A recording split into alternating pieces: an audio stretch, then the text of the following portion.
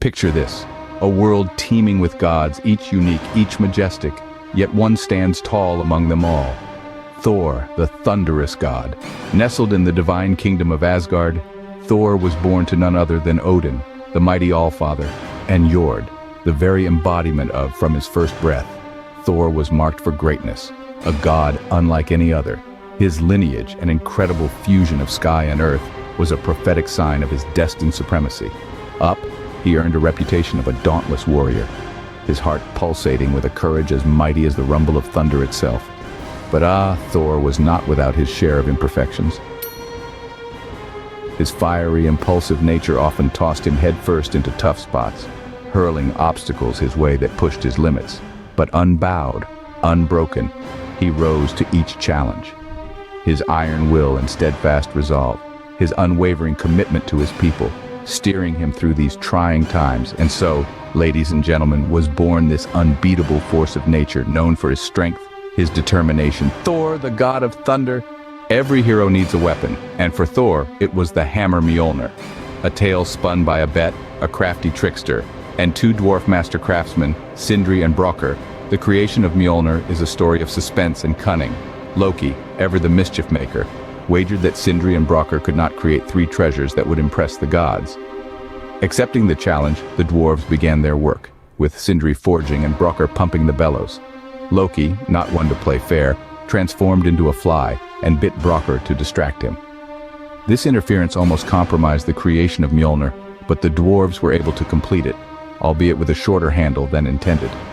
The gods were indeed impressed by the treasures, and Thor received Mjölnir as a result of this bet.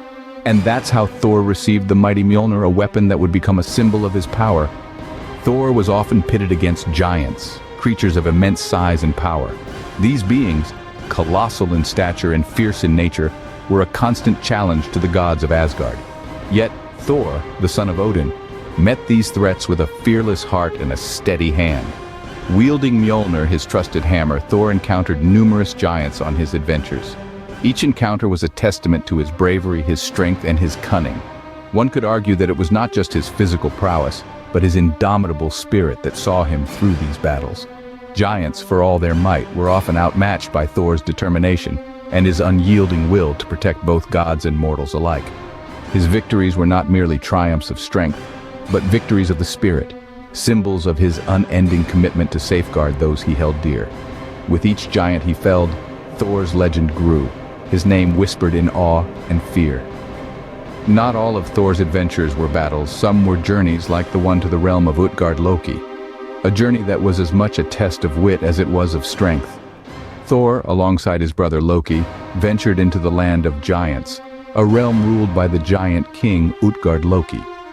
Their journey was filled with trials and tribulations, each designed to test their mettle and cunning. At times, Utgard-Loki's trickery had them in a bind, but Thor's unwavering courage saw them through. From a seemingly simple drinking contest that turned out to be the ocean itself to an attempt at lifting what seemed to be a mere cat that was in reality the mighty Midgard serpent, Thor faced each challenge head-on. Utgard-Loki's realm was a world of illusion and deception, but even in the face of such trickery, Thor's bravery and determination shone through. Despite the deception and challenges, Thor's courage never wavered. Thor's story would be incomplete without mentioning Loki, his brother, and often his adversary. Born of the same lineage, yet strikingly different in character, Thor and Loki's relationship was a complex tapestry of friendship, rivalry, and betrayal. Loki, the mischievous shapeshifter, was known for his cunning and deceit, often driving a wedge between him and the stalwart Thor. Envy and resentment seeped into their bond, as Loki would orchestrate events that put Asgard and its gods in peril. These acts of treachery led to numerous face-offs between Thor and Loki, with each confrontation intensifying their rivalry. Yet, in the midst of their conflicts, there were moments when their brotherhood shone through, reminding us of their shared past and the intricate bond they shared. Their relationship, fraught with tension and rivalry, was a defining aspect of Thor's life. It shaped him into the god he became, a warrior defined by his courage, resilience, and an unyielding quest for justice. Every story must have an end, and for Thor, it came during Ragnarök. The final battle of the gods, Ragnarök, was a cataclysmic event steeped in fire, chaos, and destruction. It was here that Thor, the mighty god of thunder, faced his nemesis, the world serpent Jormungandr. This was not a mere skirmish, but rather a clash of titanic forces, a dance of death in the grand theater of war. Thunder echoed and lightning illuminated the battlefield as Thor wielded his hammer, Mjölnir, with unmatched fury.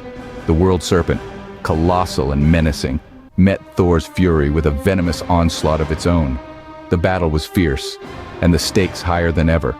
Thor, in his indomitable spirit, struck Jormungandr with a blow so powerful it shook the very foundations of Yggdrasil, the world tree. His hammer, the embodiment of his strength and will, found its mark, and the world serpent fell. But every victory comes at a cost, and for Thor, that cost was steep.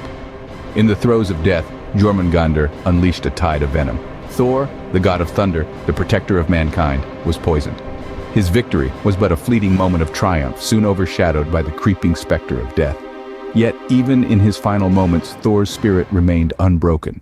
He took 9 steps, each resonating with the weight of his sacrifice, his determination, his legacy. With each step, he moved further away from the battlefield, from the life he had known, towards the inevitable embrace of death. And then he fell.